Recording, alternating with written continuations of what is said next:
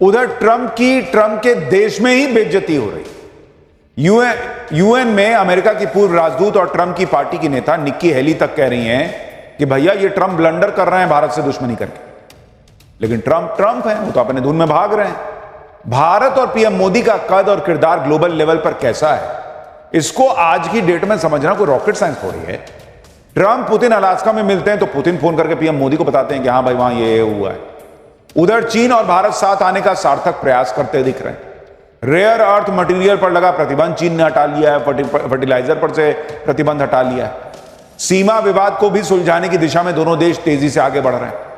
मतलब ट्रंप किचकिचाए हुए हैं कि वो 75 बार भारत और मोदी का नाम ले लेते हैं, टैरिफ की रट लगाते रहते हैं, मोदी भाव ही नहीं दे रहे उस तरह से। जैसे ट्रंप भारत के लिए गॉन केस हो चुके हैं। बस ऐसी ही तस्वीरें अमेरिकी हितों की चिंता करने वालों को भी बेचैन कर रही है। वो कह रहे हैं कि भारत अगर दूर गया तो अमेरिका के लिए मुश्किल हो जाएगी।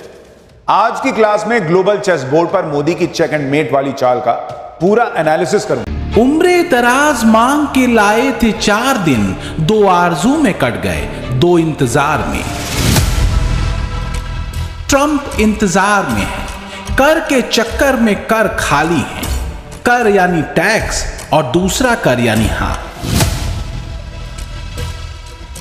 टैरिफ वाले पैतरे में सब एक एक कर फंसे, लेकिन भारत ने अपने स्वाभिमान से समझौता नहीं किया और ट्रंप की टैरिफ वाली नाइंसाफी के आगे झुकने से मना। अब ट्रंप के हिस्से में सिर्फ प्रतीक्षा है, इंतजार है।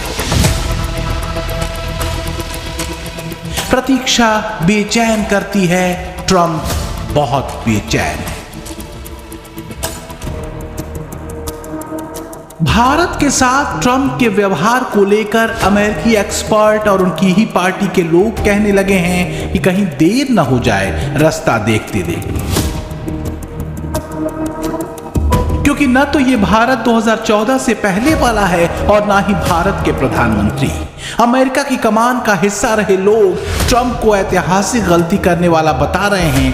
वो पीएम मोदी से कह रहे हैं कि फिलहाल तो उन्हें सही वक्त का इंतजार करना चाहिए।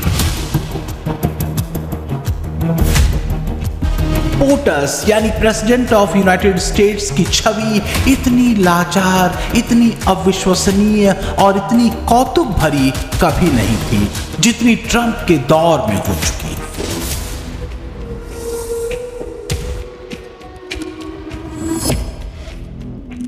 भारत और अमेरिका के बीच ट्रंप की सनक से बढ़ती दूरी को लेकर अमेरिकी थिंक टैंक बार बार अलार्म बजा रहे हैं।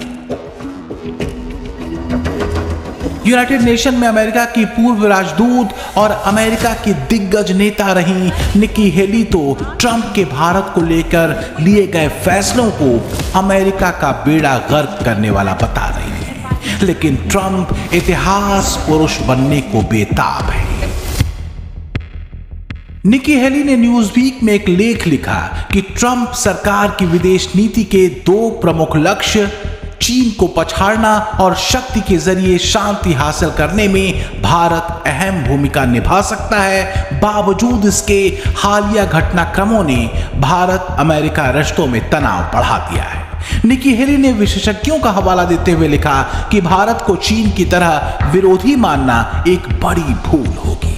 भारत को दंडित करना अमेरिका की एशिया रणनीति को कमजोर कर सकता है।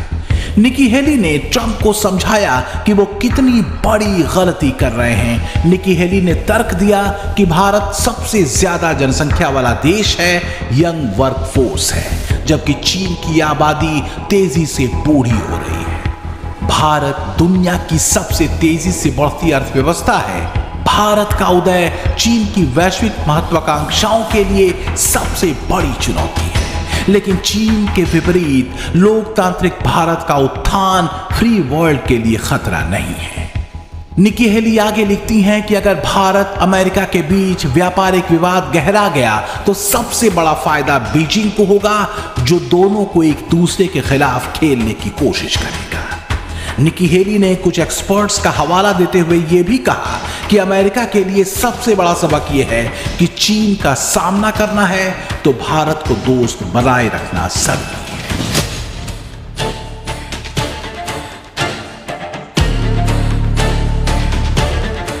लेकिन ऐसा लगता है कि ट्रंप ने आंखों पर नोबल पट्टी और कानों में नोबल तेल डाल रखा है। अलास्का में रूसी राष्ट्रपति पुतिन से मुलाकात और फिर ज़ेलेंस्की और यूरोपीय देशों के राष्ट्राध्यक्षों से मुलाकात कर ट्रंप ये मान चुके हैं कि उनका नोबेल वाला सिलेबस अब पूरा होने को है। वो फिलहाल रूस यूक्रेन जंग को खत्म कराकर शांति के मसीहा कहे जाने के ऑब्सेशन में अटके हैं। ट्रंप पर कम होते भरोसे और भारत के सख्त होने की कई वजहें हैं, लेकिन अगर देखें तो मुख्य रूप से ट्रंप नीति की 4 बड़ी वजहें हैं जिनको लेकर पीएम मोदी सख्त हुए हैं। इनमें भारत पर 50% टैरिफ तो है ही, इसके साथ ही टैरिफ पर भेदभाव वाली नीति भी एक बड़ी वजह है। ट्रंप की पाकिस्तान से नजदीकी ने भी भारत अमेरिका संबंधों को कमजोर किया है और भारत को अपनी विदेश नीति में दखल भी नामंजूर है। We are not the biggest purchasers of Russian oil, that is China. We are not the biggest purchasers of Russian LNG. I'm not sure, but I think that is the European Union. We are not the country which has the biggest trade surge with Russia after 2022. I think there are some countries to the south. We are a country where actually the Americans said for the last few years that we should do everything to stabilize the world energy markets, including buying oil from Russia.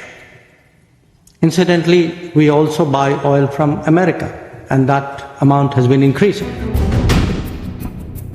Trump की दिक्कत यह है कि वो तेल नहीं, तेल से ज्यादा तेल की धार देख रहे हैं। तेल की वो धार जो रूस से भारत की तरफ है, लेकिन जो सच भारत कहता है उस पर वो आंखें बंद कर लेते हैं।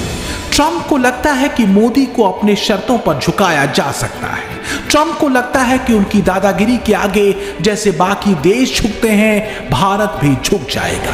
लेकिन यही वो भूल कर बैठते हैं। मुश्किल और टफ समय में भारत और पीएम मोदी सबसे ज्यादा मजबूत होकर उभरे हैं। इसको समझने के लिए हमें इतिहास के ज्यादा पन्ने पलटने की जरूरत नहीं। दुनिया देख चुकी है कि पीएम मोदी विपरीत परिस्थितियों में जो एक्शन लेते हैं वो एक कामयाब मिसाल बन जाती है। और ये बात कोई हवाई नहीं है। बीते 10 सालों में भारत की आर्थिक विकास दर जहां औसतन 6 से 7% की रही, वहीं अमेरिका का अगर ट्रैक रिकॉर्ड देखिएगा इस 10 साल में तो 2 से 3% का रहा। इतना ही नहीं, कोविड काल में पीएम मोदी ने दुनिया को दिखाया कि भारत सिर्फ अपनी ही नहीं पूरे विश्व की चिंता करता है। भीषण महामारी के दौर में वैक्सीन मैत्री वाला सूत्र पीएम मोदी का मानवीय सूत्र था, जो उनके वन अर्थ वन फैमिली वाले मंत्र को सिद्ध करता है। यही वजह है कि आज जब ट्रंप ने दोस्ती के नाम पर टैरिफ वाली ब्लैकमेलिंग शुरू की तो कई देशों ने इसे गलत बताया। एक्सपर्ट तो यहां तक कह रहे हैं भाई कि ट्रंप ये नहीं समझ पा रहे कि मोदी के नए भारत का साथ जिस भी देश को मिला है उसको फायदा ही हुआ है। जैसे ब्रिटेन को समझ में आ रहा है, जुलाई में ही भारत के साथ उसने अब तक की सबसे बड़ी ट्रेड डील करके इस बात पर मुहर भी लगा दी कि एक्सपर्ट सही कह रहे हैं। दरअसल ट्रंप की आंखों पर अमेरिका फर्स्ट की बजाय अपने एम्बिशन फर्स्ट की पट्टी बन गई। वो उन अमेरिकी राष्ट्रपतियों की लिस्ट में शामिल होने के लिए एकदम बेकरार हो गए हैं जिन्हें नोबेल सम्मान मिला हुआ है। तो क्या नोबेल पुरस्कार पाने की सनक ने ट्रंप को अमेरिकी हितों को भी अनदेखा करने के लिए बाध्य कर दिया है? जिस तरह से ट्रंप उतावले दिखते हैं और शांति का रट्टा मारते हैं, आतंकवाद प्रायोजित करने वाले पाकिस्तान से गलभैया कर लेते हैं, वो तो कम से कम यही इशारा करता है। अगर इतिहास देखें तो अमेरिका के 4 राष्ट्रपतियों को अब तक नोबेल सम्मान से सम्मानित किया जा चुका है। इसमें थियोडोर रूजवेल्ट को 1906 में नोबेल पुरस्कार मिला, वुडरो विल्सन को 1919 में, जिमी कार्टर को 2002 में और 2009 में बराक ओबामा को नोबेल सम्मान से सम्मानित किया गया। भारत अमेरिका संबंधों में दोस्ती वाले टर्निंग पॉइंट की शुरुआत हुई थी साल 2000 में, जब अमेरिका के तत्कालीन राष्ट्रपति बिल क्लिंटन की ऐतिहासिक भारत यात्रा ने दोनों देशों के रिश्तों में नई गर्माहट ला दी थी। इसके बाद 2005 में भारत अमेरिका असैन्य परमाणु समझौता हुआ, जिसने दोनों देशों के रिश्तों को रणनीतिक साझेदारी में बदल दिया। इसी दौरान दोनों देशों के बीच रक्षा, तकनीक और व्यापार में अभूतपूर्व सहयोग शुरू हुआ था। लेकिन दोनों देशों के रिश्तों में ऐतिहासिक मोड़ आया